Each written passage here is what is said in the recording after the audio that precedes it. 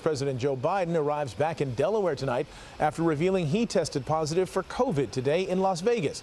That positive COVID test coming amid growing calls from within the Democratic Party for Biden to step aside from running for a second term. Eyewitness News reporter Tim Pulliam joining us now with brand new information tonight. Tim.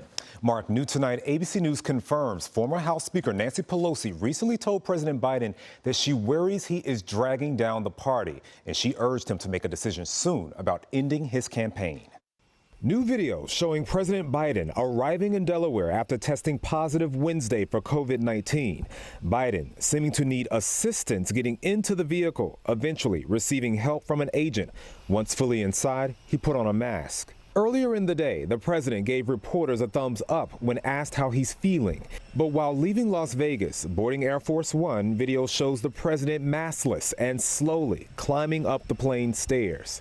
The White House said at the time that Biden's symptoms remain mild, adding, the president has received his first dose of Paxlovid. He will be self-isolating at his home in Rehoboth.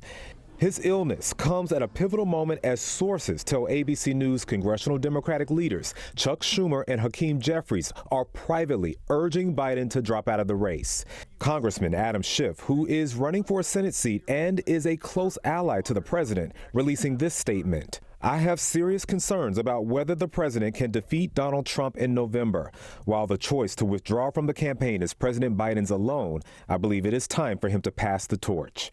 Pasadena's Mayor Victor Gordo agrees. This is basic math, and it's painful to say this, but I do believe that President Biden should step aside as a Democrat, as an immigrant. When I'm hearing some of the platforms of the other side, when I'm hearing about mass deportations, about turning the clock on some of the gains we've made in this country, I think that we need a stronger candidate, a candidate who can more forcefully, more effectively, and more energetically present our issues to the American people. Tonight, the White House says President Biden told Democratic leaders he is the party's nominee and he plans to win. Hello, I'm Mark Brown. Get more great ABC7 content by clicking the subscribe button for our YouTube channel and download the ABC7 Los Angeles streaming app on Fire TV, Android TV, Apple TV, and Roku to watch on your TV.